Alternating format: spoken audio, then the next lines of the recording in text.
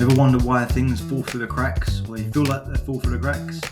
Not because you're lazy, it's not because you're busy even, it's because you haven't got a system for follow-up. This is something I see all the time with advisors for themselves, for their team, people doing joint work. There's a lot of time in the messy middle. When it's all established, you've got all the people in the team, you've got the right people, you've got some superstars that are doing all your follow-up for you, doing your service work, doing your new applications. Lovely. But it's that in-between stage where you're having to do some of the stuff, you're training new people, perhaps they're not all full-time.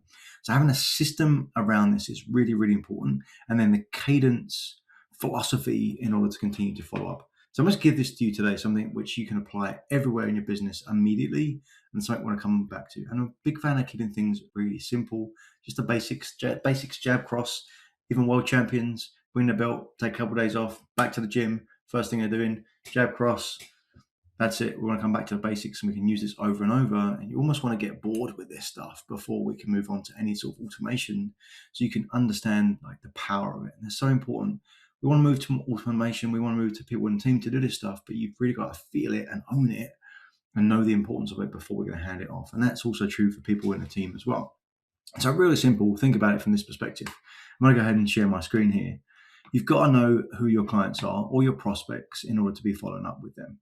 And so this is something you can use on and off over and over and over. And there's just one or two things here which really allow us to completely follow through on this. Okay, so down the left-hand side here, we see the client's name. That could also be a prospect, of course. You can see that in the next column here. We've got prospects, clients, center of influence. It doesn't matter who it is. This is a follow-up sheet. Yes, there's lots of great CRMs out there that you might have access to. I would really encourage everyone to start at this point in order to build it out and feel what the cadence is like in order to when this is really rocking and rolling. So really simple. Let's say, okay, number one, this is a prospect. So John 1 is a prospect. Last update.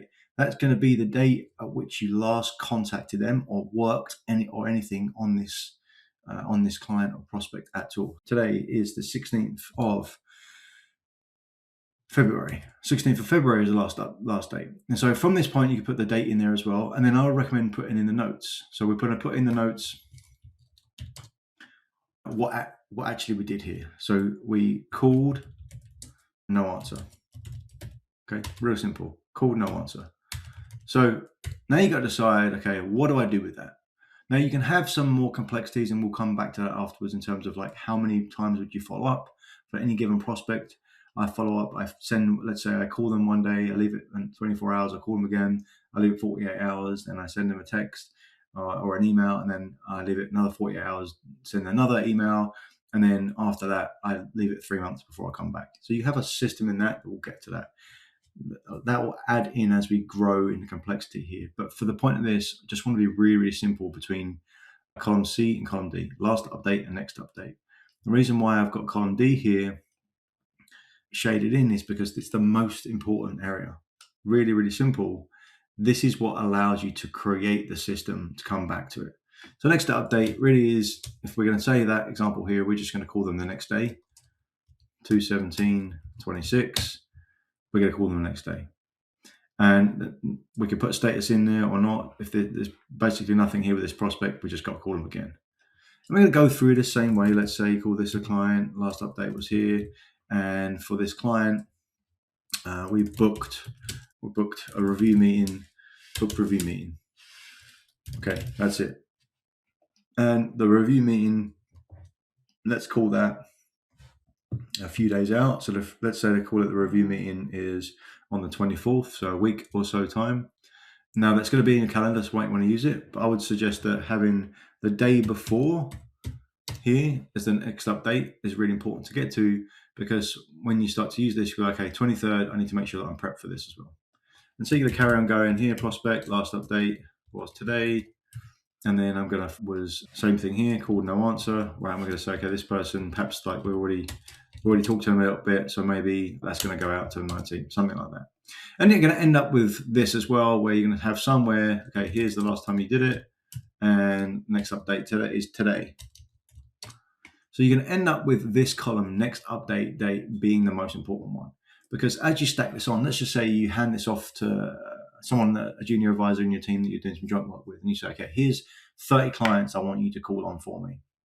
And we're going to do an experiment, and it's going to be a 2-week experiment, and here's 30 clients, and you're going to be able to reach out to all of those clients through that time. You say, I've got 5, I've got space to reach out to 5 a day. Okay, for 5 a day, we're going to reach out to, we're going to do that. And then in that 2 weeks, we're going to do a couple of rotations and come back. The key piece for them to make sure is having the next update, because as we add on to this, right, this in the example here, there's 10, but let's say that there was a whole bunch more than 10, right? Let's just say there was a page worth of stuff, right? And immediately it starts to get out of hand. You can't really work on the spreadsheet in the way that you want to. And so the key is having the next update date. Let's just say we've got all of these different dates together here as well, all of these different areas. And then so any given day, today being the 16th, you can just filter and go today's date. And that is the work that you have to do that day. That is the work you have to do that day. And that is what cuts through the noise when you've got so much stuff in your spreadsheet. And the key here is just all you got to do to make sure that you've went in here on a day-to-day basis is update column D. You've got to know where that next update is coming from. And not only that, you can know what success is. At the end of the day, you can know what a good day looks like when you've got all of your next update columns. So this column should never be blank unless it's a brand new contact for you. In which case you might say, okay, here I got 20 new contacts this day. Okay, I'm planning the next update is going to be, I've got a big call day coming. So like this is going to be the 18th that I'm going to go and update all these. So that's the next update date, right? And if it's blank, we know that we haven't got there yet. That's all. And that's what we should work from. So whether you're a super established advisor and really you're not thinking about reaching out, you're having your team do the reach outs for you, it's based on your A clients, you've only got a certain amount of meetings, or you're really like first starting off and you can have an opportunity to do some joint work with another advisor, how cool it would be to be able to have this in this way, have this system to give back to them and say, this is where I am, this is the structure that we're working on, and they really know with certainty and trust you in order to continue to follow up. And here's the beautiful part.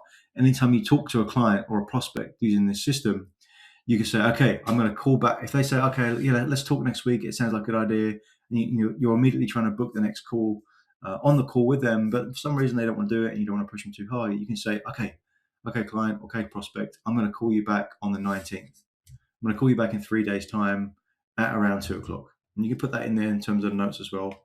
Call, let's say, told him I'd call back at 2 p.m.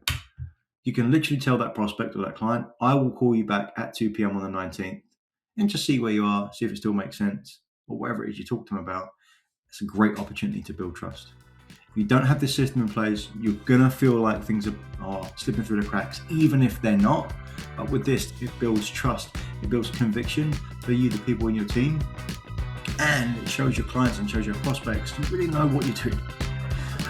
Because they can trust you to follow up, they can trust you with their wealth and their future and their finances.